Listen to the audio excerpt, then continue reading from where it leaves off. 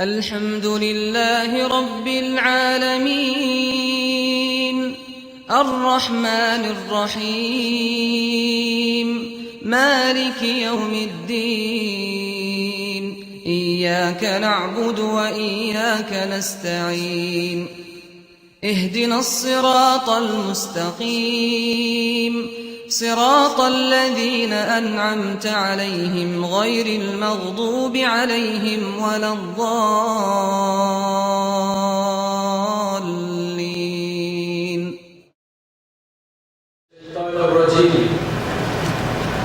بسم الله الرحمن الرحيم. الحمد لله خالق الوجود من العدم وجاعل النور من الظلم ومخرج الصبر من العلم وملقي التوبة على الندم، فنشكره على المصائب كما نشكره على النعم، ونصلي ونسلم على رسوله الأكرم ذي شرف الأشم ونور الأتم والكتاب المحكم وكمال النبيين والخاتم سيد ولد آدم الذي بشر به عيسى بن مريم ودعا لبعثته إبراهيم حين كان يرفع قواعد بيت الله المحرم، فصلى الله عليه وسلم وعلى أتباعه خير الأمم الذين بارك الله بهم كافة الناس العرب منكم والعجم. أما بعد، فالسلام عليكم ورحمة الله وبركاته. السلام عليكم ورحمة الله وبركاته. رب اشرح لي صدري ويسر لي أمري واحلل عقدة من لساني يفقهوا قولي. أما بعد. All praise is due to Allah, the mighty and majestic, the creator, the nourisher, the sustainer, the provider, the curer, the one in whose hands belong the control of all our affairs. He is the one who created mankind and jinnkind for no other reason but to test and see from amongst us who will do most of the good deeds. We ask Allah Azza wa Jalla to make us live and die as good Muslims and take our souls when He is pleased with us. Ameen ya Allah. Today we are back here with brothers in Islam, meeting under the umbrella of the organization or the foundation Future Leaders of Islam. Our hopes and dreams is that inshallah one day we will make each and every one of us here become a pillar and become a hujjah and become a scholar probably in Islam bi'iznillahi azza wa jalla. In order to do so, we felt the need that we should go back to our roots, because until we know where we came from, we cannot even know where we are, neither talk about knowing where we are going to.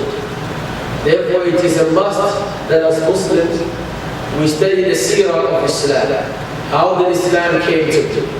So last week, those of us, for the benefit of those of us who are not here, we talked about mainly the things or how the world was before Islam. What was the nature of the society and community before Islam? Amongst them, we mentioned about how women were treated before Islam, where we talked about them being bought and sold and being treated as a commodity, as a sex object, and they are being inherited. They have no right to inherit. If their parents or their sons or their wives die, or their husbands die, then that's it. They don't get anything. Rather, they are those that are being inherited. This is why we tell our sisters that today's world is turning us back to the times before Islam, where the only important aspect of a woman, the only thing that makes a woman important is her sexuality. If it is not about the image of sex, woman or a woman is considered nothing. Until a woman exposes what Allah Ta'ala has ordered her to enclose, until a woman dressed almost naked instead of dressing completely covered, she's not considered to be liberated, or she's not considered to be free. Therefore, it is considered that Muslim women are being oppressed because they dress completely covered. So now we take the history and we make comparisons. Before Islam, how did they let their women dress? If you're a woman from a less noble family, from a family that no one knew, all they would do is the leaders of the community, they will have a party and they will be in their khaymah or their tent, and they will bring these beautiful ladies with only one cloth around them, and this cloth is transparent, and they will be dancing and shaking their body, and these leaders will be amused with it. When the dance gets so heated and they cannot control now, something leaks or something happens next, he grabs one of the ladies and go and commit zina. No one cares. That is the norm, even if the girl doesn't agree. That was the society before Islam. So Islam came, Allah Azza wa Jalla said, Ya ayyuhan Nabi, O you Prophet, قل لأزواجك وبناتك ونساء المؤمنين يدنين عليهن من جلابيبهن. A perfect description of how women should cover themselves or should dress them. And then he started with the Prophet sallallahu alayhi wa sallam himself. He said, Ya Rasulullah, Ya ayyuhan Nabi, you the one who have given the message, قل لأزواجك. Say to your wives, وَبَنَاتِكَ. Then say to your female children, وَنِسَاءِ الْمُؤْمِنِينَ. And tell all the Muslim or the believers who are women, يُدْنِينَ عَلَيْهِنَّ مِنْ جَلَابِيبِهِنَّ, that they should wrap themselves with their jalbab. According to the scholars, they say the jalbab is a term that was given to a particular kind of cloth that was thick and dark and you cannot see through. So if a woman dresses in it and she is walking, you cannot tell whether she is fat or skinny, whether she's, whatever form she has, you cannot tell because the dress has covered it. Then Allah said, ذَلِكَ أَدْنَىٰ أَن يُعْرَفْنَا. This is the perfect way for them to be recognized, for them to be known. Not for them to be naked. Not today, if a woman comes out and she's not half naked, she's not important. She's not beautiful. She's not free. But when she comes out with almost 90% of her body exposed, oh, damn, that's the beautiful lady. You know, that's when the boys begin to turn their necks 360 and follow and even cross the street even when they're going the other side. Why? Because the lady over there is almost half naked. Or when a lady comes, mashallah, dressed with everything covered up, okay, salam alaikum, salam, then she just goes. No one turns around. She might be the smartest girl in the society, but no one cares. She might be the most creative person, no one cares. She might have the greatest achievement, no one cares. What do they care about? Her sexuality. So this was the character and conduct of the people before Islam. So now that it's happening, we kind of realize that the world is taking us backwards. And it is only those who think, ulil albab, who will actually think and realize that no, we are supposed to go forward and not back. So this and among others are what we discussed last week. And I think that's where we stop. We stop where we discussed about how women were being treated. Now there was another thing that was going on before Islam, and Islam came to bring, the solution to it.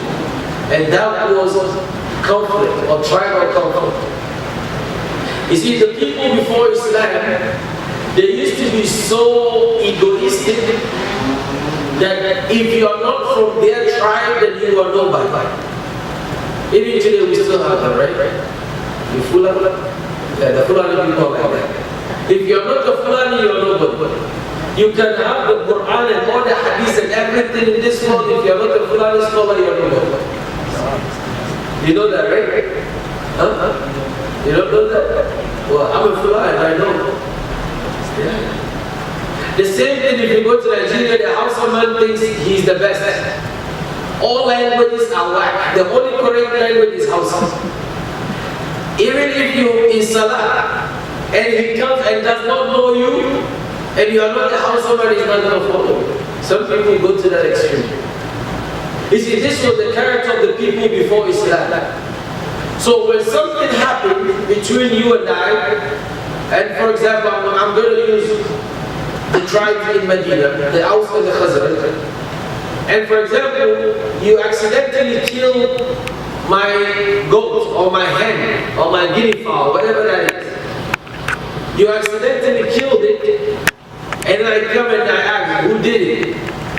And they say, oh, Abdullah did it. Then I begin to think, who is his father? His father is Mubarak. What tribe is he from? Oh, his house. No problem, it was a mistake. Because of house. But when the same person or another person does or kills accidentally my goat or my guinea fowl or whatever that is, and I come and ask, who is it? They say, oh, it's Muhammad. Muhammad, who is his father? Oh, he's Abdul Razak. What tribe is he? He's from Khazraj. La ilaha illallah. I knew he would do this. He has seen me prospering, my goats are growing, now he has killed them just so he will make me poor. It is a deliberate act. You see how the two incidents happen? But the interpretation of it is different. Why? Because he's from the other tribe. And what will happen? Since you kill my animal, I will kill yours. And you're going to fight back and it's going to start between us a conflict. I'll beat you up, your brother will come beat me up, I'll go and call my uncle and my brothers, they'll come and beat him up, and then it continues.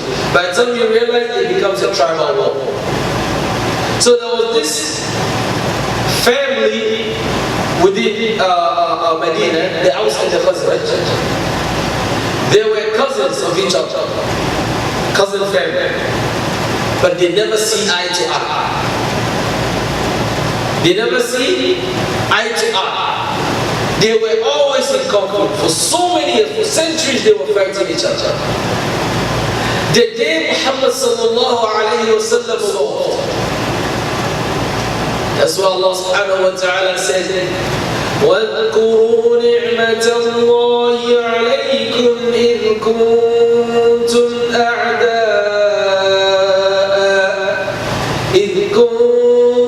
أعداء فألف بين قلوبكم فأصبحتم بنعمته إخوانا. Allah Azza wa Jalla said, وَاذْكُرُوا نِعْمَةَ اللَّهِ عَلَيْكُمْ. Remember the bounty of Allah upon you, the mercy of Allah upon you. إِذْ كُنْتُمْ أَعْدَاءً, when you were enemies of one another, when you killed one another, when you could not see eye to eye with one another. Then what happened? فَأَلَّفَ بَيْنَ قُلُوبِكُمْ أَيْ بِنِعْمَتِهِ. Then Allah Ta'ala joined between your hearts with His ni'mah. What was the ni'mah? What was the ni'mah? Al-Islam. What was the ni'mah? Muhammad. What was the ni'mah? Al-Quran. Allah brought that and He joined their hearts together. And guess what happened? They became the loving brethren that no one has ever seen before. You see, Islam solved that problem. So if anyone tells you that Islam is a violent religion, maybe you might want to refer them to such stories that happened before Islam. It is only Islam that gave the poor his rights as a poor man and collects his rights from the rich man and give it to him. I mentioned last week that when there are rich people among the society, they will use the poor man, let him work for them, and they will still not pay him. So the poor was getting poorer and the rich was getting richer. So what happened, the Messenger sallallahu alayhi wa sallam, Allah said to him, خُذْ مِنْ أَمْوَالِهِمْ صَدَقَةً تُطَيِّرُهُمْ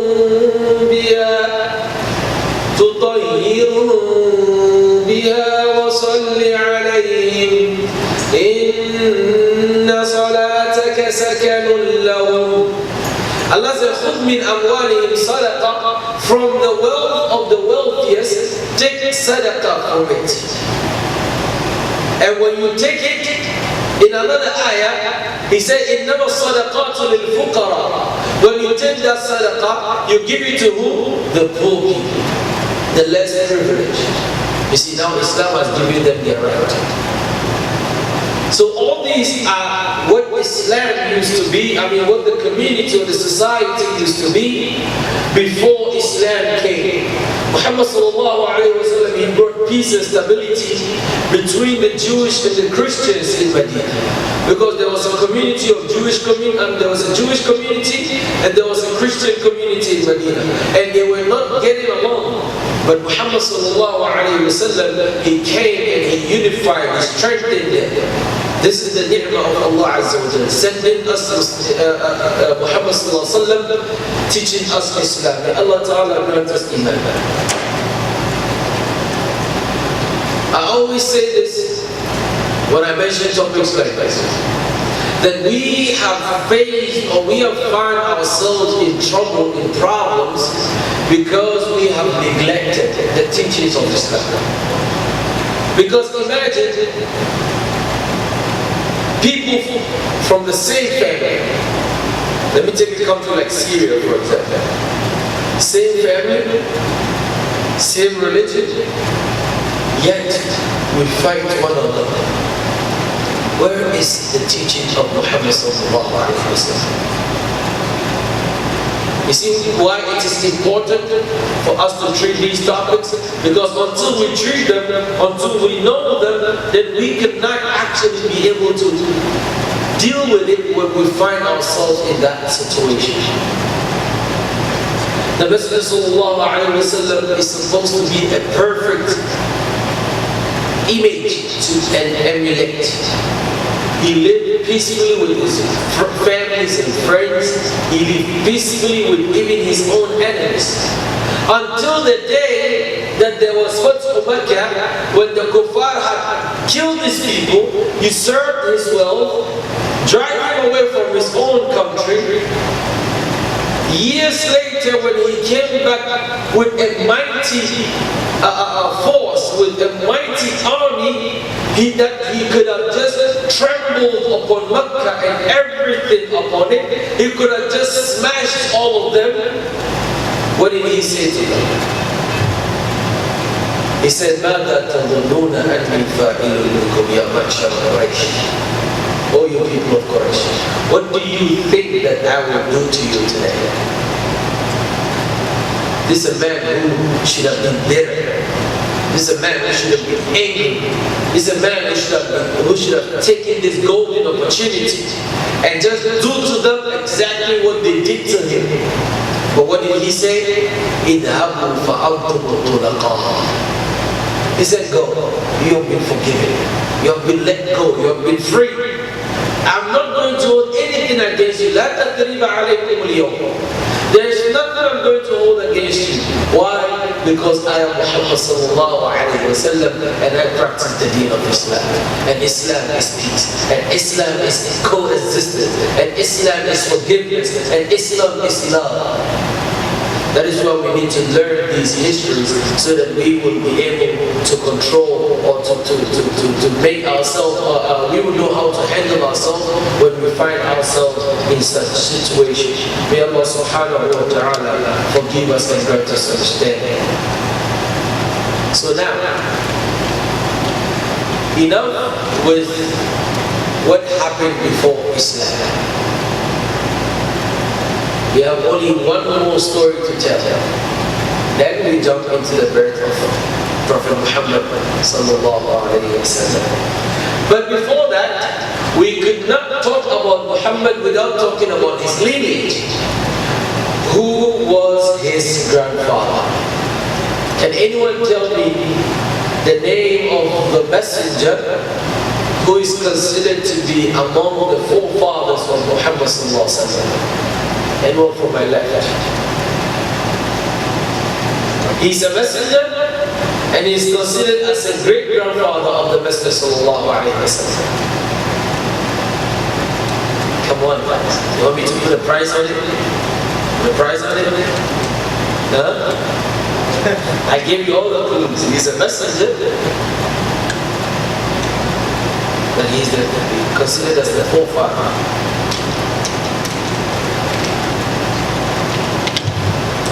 Come on. Don't let them win. Mention the name. Huh? Say it louder. Barakallahu fik. Ibrahim alayhi salam. Ibrahim, Allah Ta'ala made him the father of messengers. It was from the lineage after Ibrahim, all the prophets and the messengers that came, they came through Ibrahim. So Yaqub, Yusuf, all of them came through the lineage of Ibrahim. Musa and all of them, they came through the lineage of Ibrahim because it was Yaqub who brought the kids who were known as Banu Israel. So the family of the Israelites, so to speak, come from Yaqub. And Yaqub is a grandson of Ibrahim alayhi salam. May Allah Ta'ala grant us understanding. Ibrahim had a father, and his father was called, who can tell me the father's name? Anyone? Huh? Say it louder. Azara. Azara. Allah Ta'ala mentioned him in the Quran. And Allah used the word his father. So there are some scholars who say that, well, Azara is not really his father. He is his grandfather.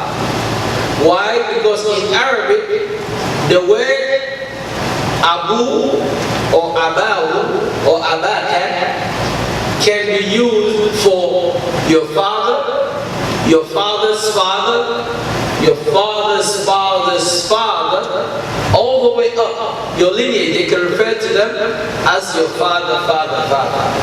وَيَتِمُّ نِعْمَتَهُ عَلَيْكَ وَعَلَى آلِ يَعْقُوبَ كَمَا أَتَمَّهَا عَلَى أَبَوَيْكَ. It's Surah Yusuf, right? When Yusuf told his father about his dream, his father said, this is the way Allah Ta'ala will complete his favor upon you, as he did to Yaqub, the family of Yaqub, and your fathers that came before you. And he mentioned Ibrahim.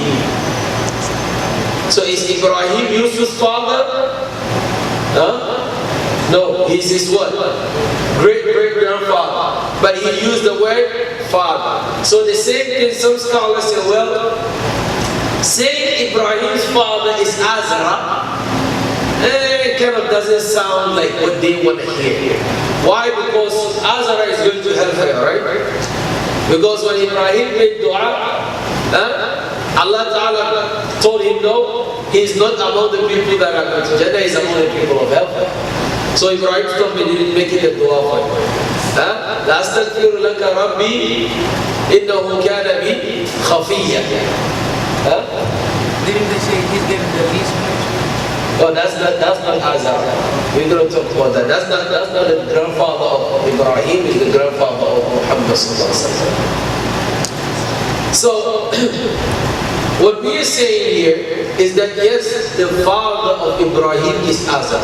When Allah uses a word to refer to something, let us stick to it and not try to give it a different meaning. Allah did His own creation and He revealed His own book. He could have said, no, his grandfather, but He used the word his father. But nonetheless, doesn't make what they are saying to be wrong. They have their proof. This is what makes Islam beautiful, because we can dialogue based on proofs. Other scholars say, no, it is Ibrahim's father, Azar. Now there's something so beautiful about Azara. Azara was a carpenter, and what he used to make as a carpenter was gods. Can you imagine? A man making gods. So you make that god and you carve them and paint them and design them into so many creatures, and he will put them in, he make it from the big size to the medium, to the large, to the small. So when you go, you say, I want God XXL, or I want God XL, or 1XL, XL or 2XL. Then they'll look up, if your trouble is too big, you look for, oh Lord, 3X. if you have less trouble, you look for what? God, yes? 1X? No, 1X is too big. You look for small, or extra small. So that's how they used to make the So when he make it, he put it in a tray, and then Ibrahim will carry it to go sell it. So when Ibrahim is going, instead of him to advertise how good and great these gods are according to his people, he will just carry them and say, who will buy that which will not benefit him nor harm him? Who will not buy that which will not benefit him or harm him? Will you buy something which will not benefit you? Will you buy? Will you buy? Will you? I will not buy. Will you? No? You sure? It's a God. You know? Why? Extra large. It's an extra large God. Why would you buy it? Say it out loud. Because there is no benefit. Why? There's only one God. Barakallahu feek. Because there is only one God, so you cannot buy another God from the street, right? Imagine if I buy God XL and tomorrow my troubles double. What should I do? 2X. Or I buy God small and it doesn't, live up to expectations. So I just crush it and I'll go and buy another. The idea of buying or making gods is so funny that sometimes they make their gods out of dates. Dates, what we eat in Ramadan. So they will mold the dates and they will make a beautiful, head, the body, legs, and whatever, and they put it there. So they will bow to it, ask for guidance and protection or whatever from it. And Allah is so good. Whenever they say, Allah keeps doing what they want for them, when He pleases to do so. So they will come and say, I want to travel, let me go and come back safely. Allah would have let them go and never come back. But they will go and Allah will let them come back. Even when they are on the ship and there is a storm, and the storm is turning up the ship left, right, who do they call? Allah. وَإِذَا رَكِبُوا فِي الْفُلْكِ دَعَوُوا اللَّهِ. When they go onto the boat and there is a storm, they call Allah. But فَلَمَّا نَجَّاهُ, when Allah Ta'ala saves them onto the earth, فَإِذَا هُمْ يُشْرِكُونَ. Now they touch their extra small God that was in their pockets. If not because of you, today I would have died in this world. You see, that's how stupid it can be. The God made out of dates. If the guy is very hungry, then his God is edible. Well, if I'm hungry and you are my God and you are made out of dates, and I pray for you to give me food and you didn't give me, maybe I might assume you yourself are the food you are providing. Actually, one of the companions, he mentioned this and was laughing. He said, during the time of Jahiliyyah, I used to have a God made out of dates. And then one day when I came home hungry, no money, no food, I said, you know what, God, you are so beautiful, you are so nice, but I'm sorry, I'm going to have to break your head today. So he break part of it and consume, and next time when he get money, he buy the thing and he come and fix it. It was so funny.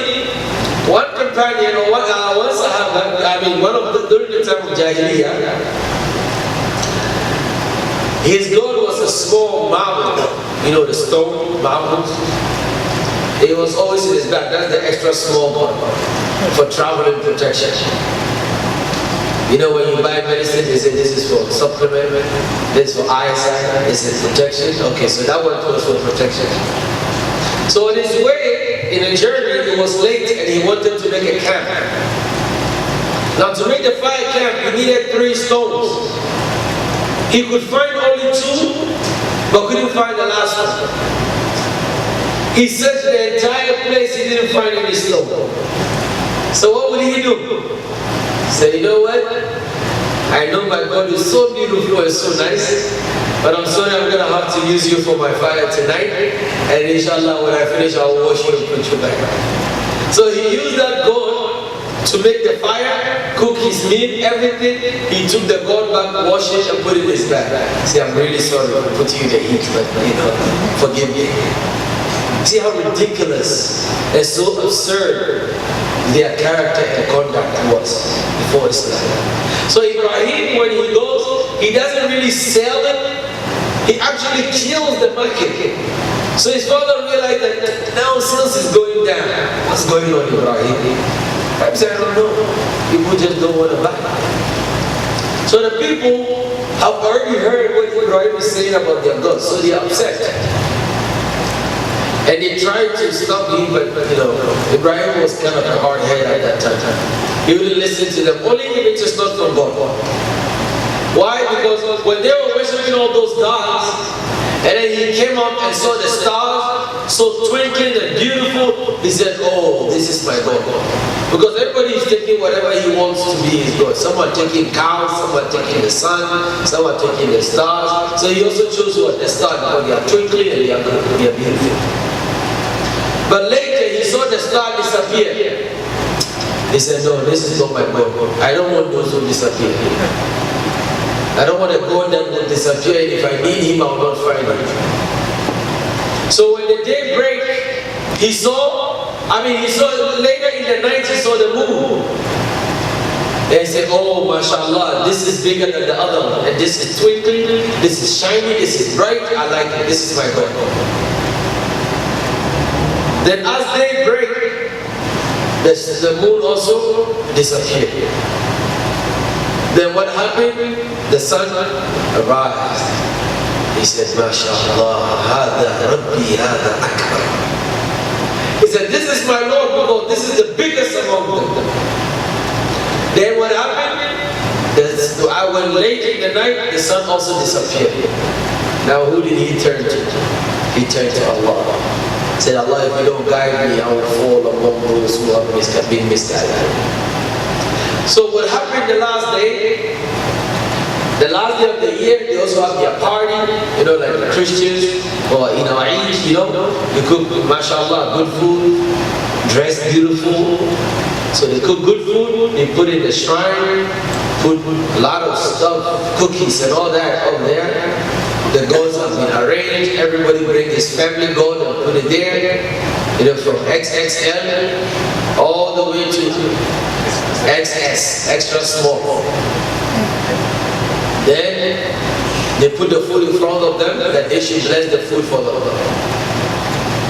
But they have to go, how we go to, here we pray the masjid, but back home we leave the masjid, we go to the park, and we pray the Eid, right? So these people were supposed to, they do something like that. And as they were going, Ibrahim said to his father and his people that, Inni saqim, I am sick, I cannot go. They said, oh, you are sick? Alright, no problem. Ibrahim, go home and relax, go home and sleep, you don't have to come with us. Ibrahim said, good, great. So he turned back, and the entire village have went to the park or wherever they went to worship their gods. So as they had left, Ibrahim came to the shrine, enjoyed what he could from the food, ate whatever he could eat, drink whatever he could drink, and when he finished, he took an axe and he broke down all the gods except one, the triple XL, the biggest. He killed all the extra small and the medium and the large, whatever, he killed all of them. He broke all of them. Then he left the bigger one. Then he put the axe on his neck. Then he takes some of the food and wiped his mouth. So when the people came, say, who did this to our gods? Then he said, oh, we heard Ibrahim saying bad things about our God. Oh, we heard a man called Ibrahim. He's the one who did that. So, okay, we have always accused him of insulting our gods. He said it's not true. Today we have caught him red-handed. Go and bring him, so we'll put him in front of the people and we will kill him today. So what happened? They called Ibrahim and the leaders were there, the whole people were there. They said, أَأَنْتَ فَعَلْتَ هَذَا لِآلِهَتِنَا? Did you do this to our God? He said, no, me, I don't know, I didn't do nothing. But فَعَلَهُ كَبِيرٌ. The biggest among them did it. Ask him. Ask him if he can talk, if he can even save his own self. Ask him now. Yeah, I didn't do nothing. So what happened? They looked at each other. They knew that God cannot talk. So now, because they know they are wrong, they got upset. I didn't bring them. Look at him. He has the axe on his neck. He has food around his mouth. Maybe he was just greedy that he had to kill them so he can eat all of it. So what happened? Now they said, okay, we're going to burn Ibrahim. So if he died, no one will rebel our gods no more. So they set a fire that burned for weeks and days, very hot. To the extent that even if a bird flies on top of that fire, because of the heat, the bird will fall in. That's how hot the fire was. So finally, the king of the time commanded them to throw Ibrahim into the fire, blazing fire. Because of the heat, they couldn't come close to the fire, so they stand afar and they swing him, and after the count of whatever count they counted, they threw him. So from the moment they threw him to the moment he got close to the fire, angels came to him, asking him, if you want help, tell me and I will help you and I will save you. He said, if the help is coming from you, then I don't want it.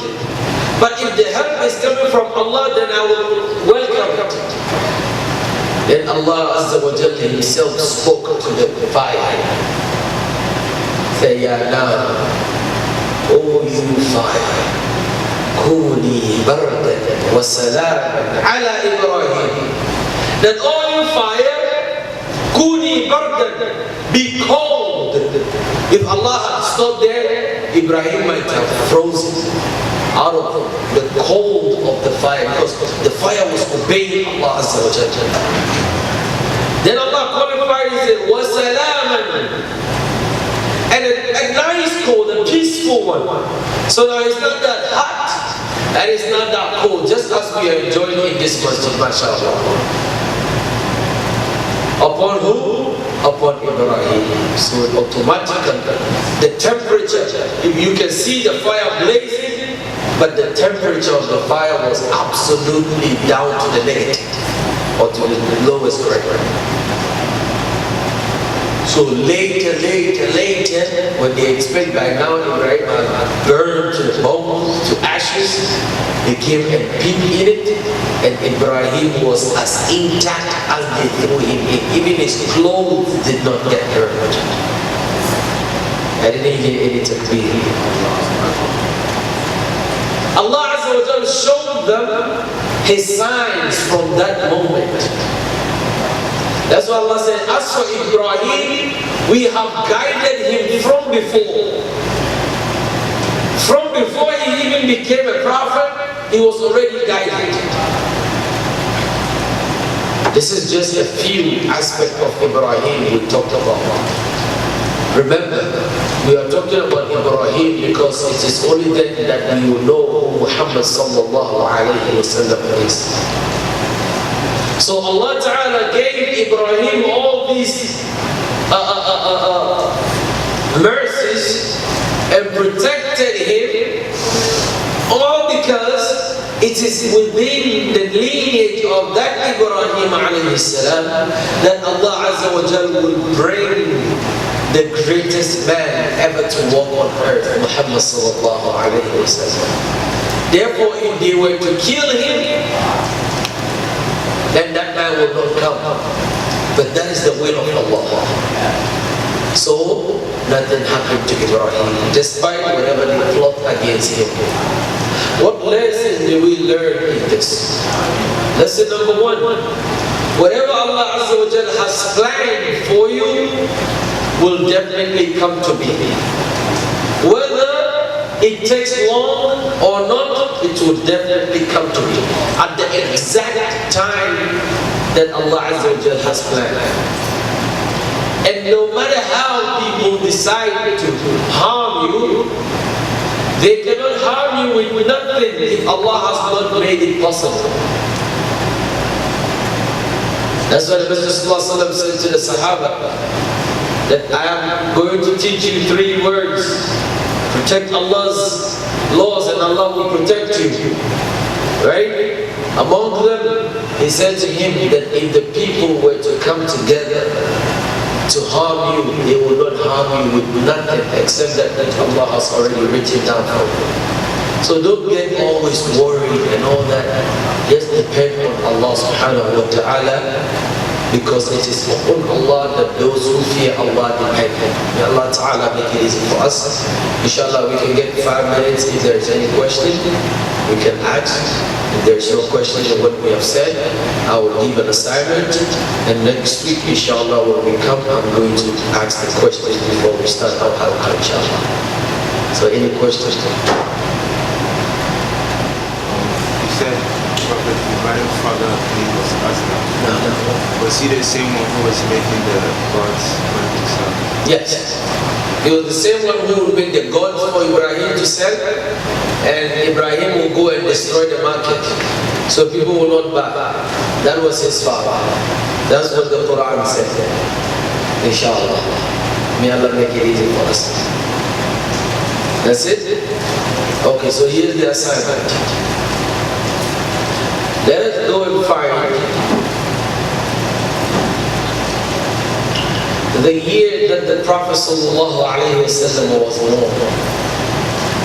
I want the name of the year, the day, and the month. And I don't want it in English. I don't want the Gregorian calendar. I remember I see someone saying 14 something something. I don't want that. I want the one that came in the Islamic histories, not the English version, or not the Gregorian calendar, but the Islamic calendar. He tells me the name of the year, the day, and the month. Secondly, let us go and find out the names of the 2 parents of the Prophet ﷺ and follow to their 5th generation before. What I mean is, for example, Muhammad, his father's name, his father's father's name, that's 2. His father's father's father's name, his father's father's father's father's name, and his father's father's father's father's father's name. I go all the way to the 5th generation. We'll find out, and then you also find out the same thing about his mother. Inshallah, next week we're going to jump into that, and that's where we're going to start our discussion for next week. Bismillah. Whatever we say that is right, may Allah put in our mizan. Whatever we say that is wrong is from our own mistakes. May Allah Ta'ala forgive us. May Allah Ta'ala show us what is right and give us the ability to follow it. And may He show us what is wrong and give us the ability to stay away from it.